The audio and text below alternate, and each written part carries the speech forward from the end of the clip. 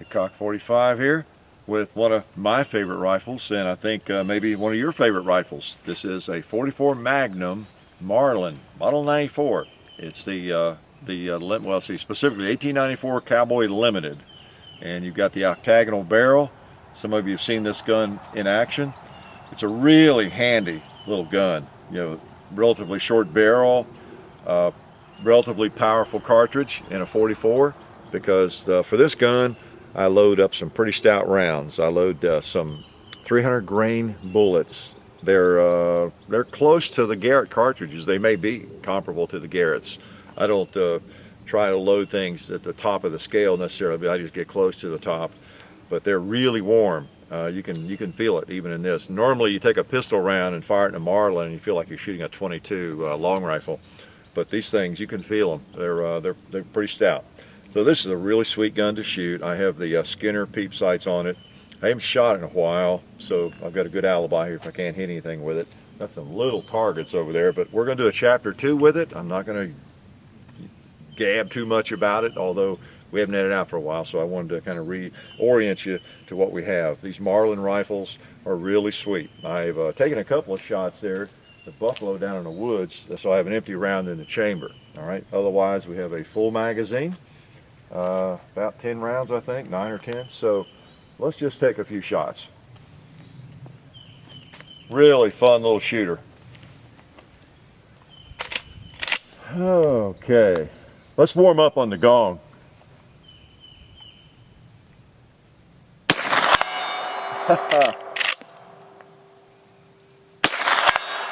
Wow, I see those two hits right close together. Now let's see if we can hit anything else. Okay, and we'll start over there on the left and see if we can scare one of those targets over. They're really heavy, 1-inch steel.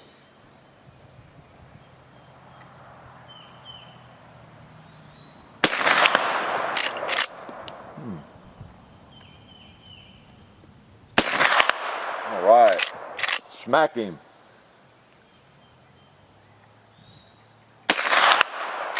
Smacked him.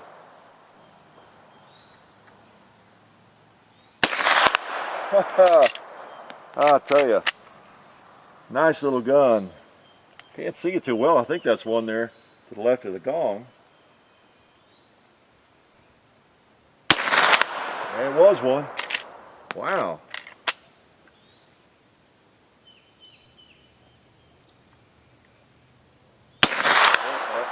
Well, I think I shot under him. Got off on me a little bit before I was ready to shoot.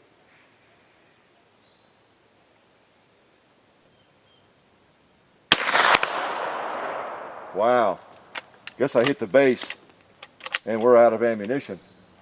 Those things are really heavy, so hitting the base of it's not quite good enough.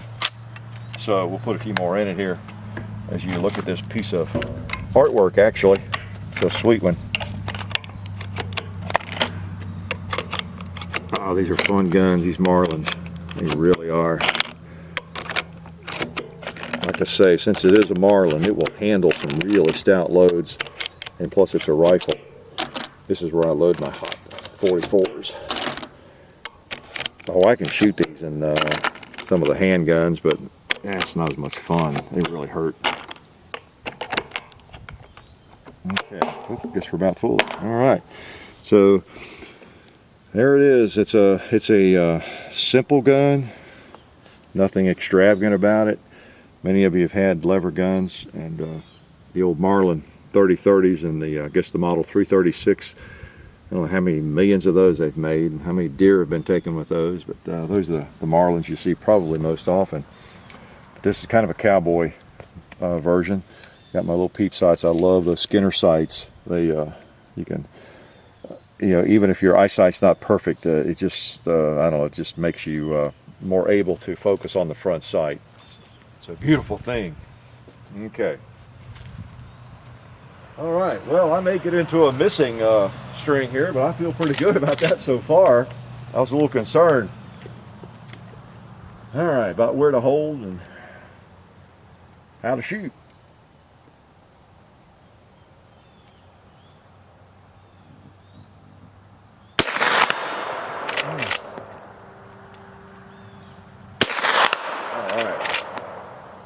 Got to keep it up. All right. It's like a shooting gallery. This thing is great. You get that that front sight, the ball out there on the target, it's going to hit it. Provided it stays there while you squeeze the trigger, of course. Minor detail. Now there's one there in front of the barrel. He doesn't really show up very well, but I can sort of see him. There, got him too. Woo! I feel good. Let's put one on the gong again.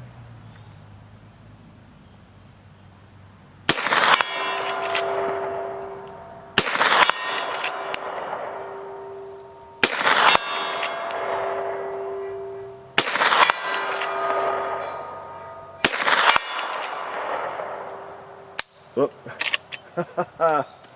I was trying to hold it in the same place and put them there near the bottom where they were hitting. That is sweet. That is sweet. We have a couple more targets, so we'll put just a couple more in. We probably should put at least one in that metal drum too, just to make him not feel neglected. I hate it when a target feels neglected. You know, they like the attention. They expect the attention. They're kind of like Ginger, my golden retriever. You know, they just get used to all the attention they get. They get lots of lead thrown their way. This gun doesn't load quite as smoothly. It does fine. The 45 Colt I have in this gun, they just load like butter. But this one does fine too. All right, we'll take a couple more here. All right, John's got some liquid targets here for us to pop. Let's just go ahead and take those guys out.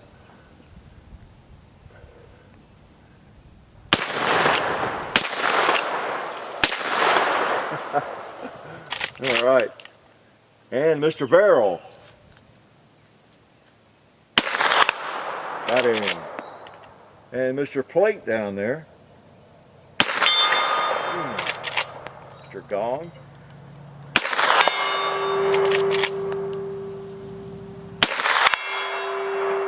Sweet.